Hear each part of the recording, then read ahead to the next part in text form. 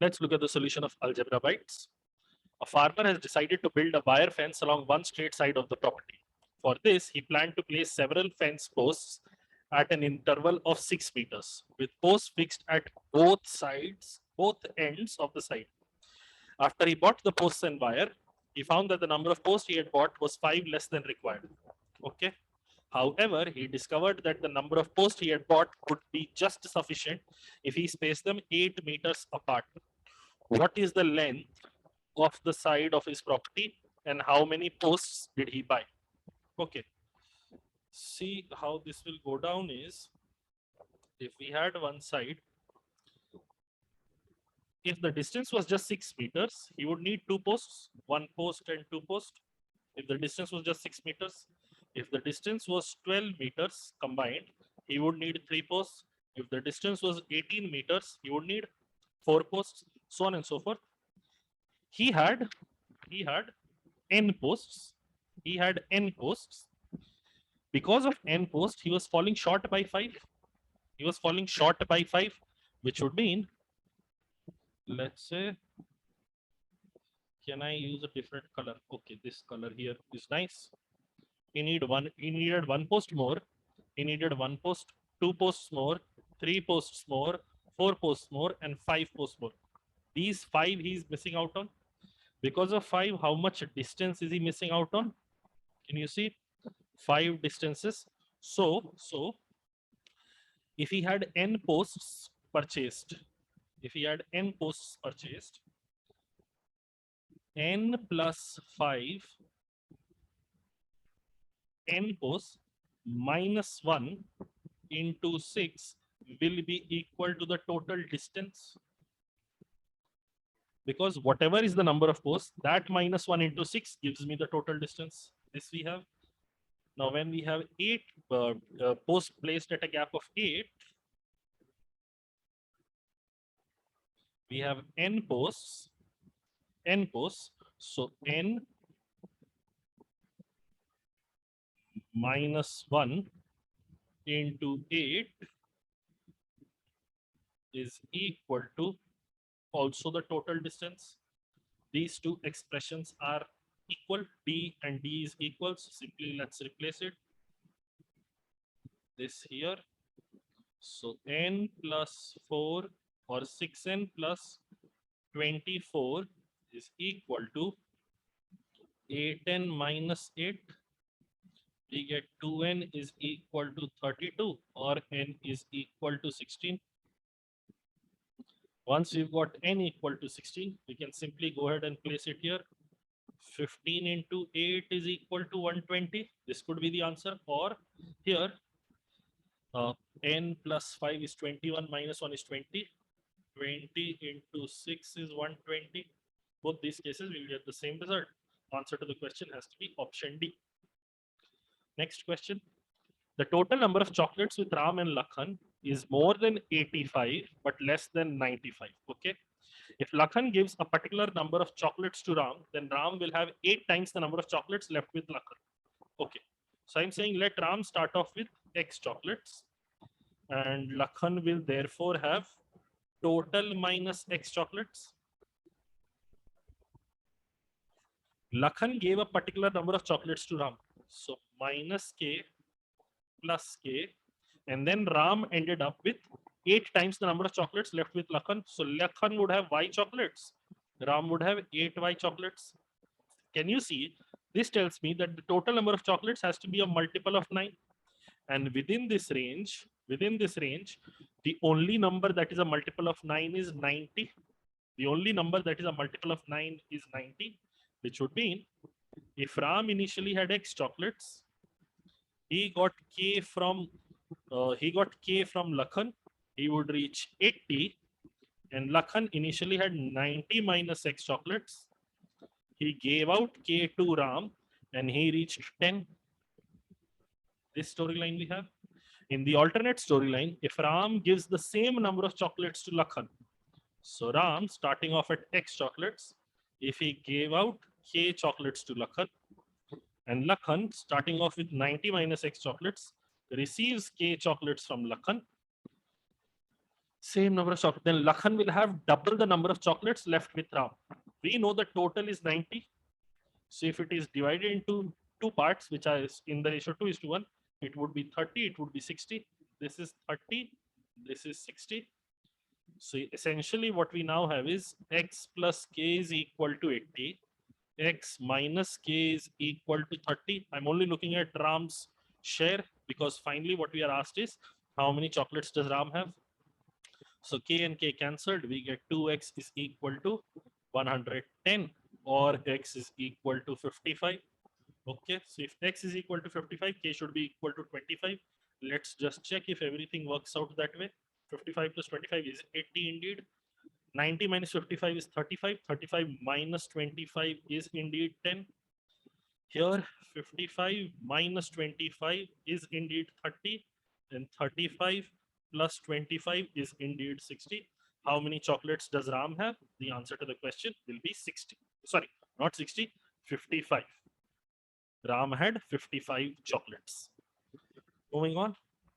On a planet called Pluto, every month has a fixed number of days. In one particular month, it rained for 12 days, and the remaining days were clear, which means that there were no rain on those days. Every morning when it rained was followed by a clear afternoon.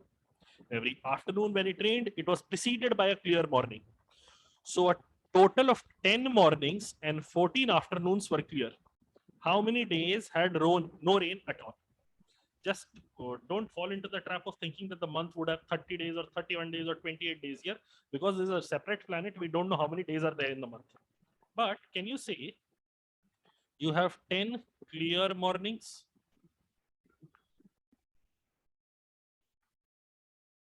you have 14 clear afternoons,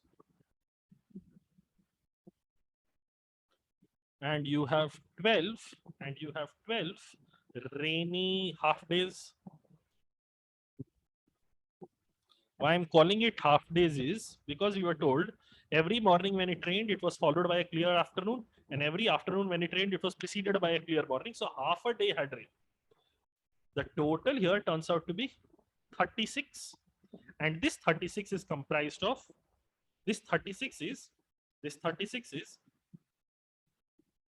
18 mornings and 18 afternoons. So there were 18 days in total. On the planet Pluto, 1 month consists of 18 days. If it rained for 12 days, how many days had no rain at all? Answer is 18 minus 12, 6 days. There was no rain at all. Okay, next question. On the bank of a river, there are two temples, A and B.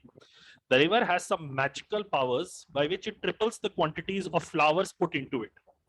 Pankaj takes some flowers and puts them into the river. Then he divides them into n equal groups and offers one of the groups at temple A. He puts the remaining flowers into the river again. Then again forms n equal groups and offers one of these groups at temple B. The ratio of number of flowers offered at temple A, the number of flowers remaining after being offered at temple B, is 1:12.5. Find the value of n. Okay. Let there be initially x flowers. So before A, there would be 3x flowers because it was dipped into that magical river. Then at A, how much is given out? It is divided into n groups, and one of those groups is given out. So can I say what is given at A is 3x into 1 by n, and left after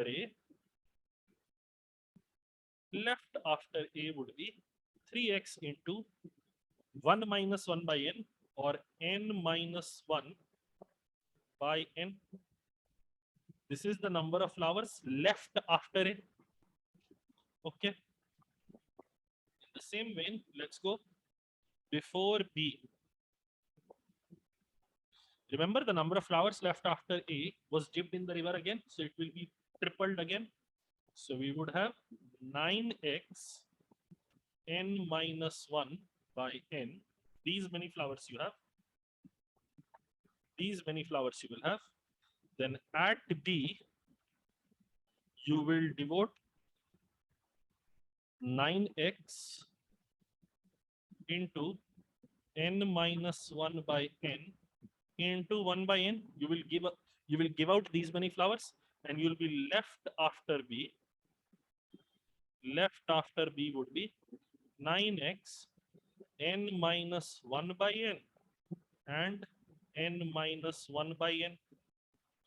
Finally, we are told the ratio of this number and this number is equal to 1 is to 12.5, or more correctly 2 is to 25. So let's record that 3x by n whole thing by 9x into n minus 1 by n minus 1 by n is equal to 2 by 25. Getting rid of this, I'm left with 3. The n also goes. This n will go to the top. So I have n by n minus 1 square is equal to 6 by 25. Now you can go ahead and solve, or if you're observationally keen, can you see n has to be equal to 6? N has to be equal to 6. If n was 6, n minus 1 whole square will indeed be 25. So n is equal to 6. Answer to the question is 6, not B, 6. Last question. The sum of the roots of the quadratic equation ax square plus bx plus c is equal to 0. Is equal to, sorry, sum of the roots of the quadratic equation ax square plus bx plus c is equal to 0 is equal to the sum of the squares of the reciprocals. Okay. Let the two roots be y and z. So we have been told y plus z, sum of the roots of the quadratic equation, is equal to sum of the squares of the reciprocals.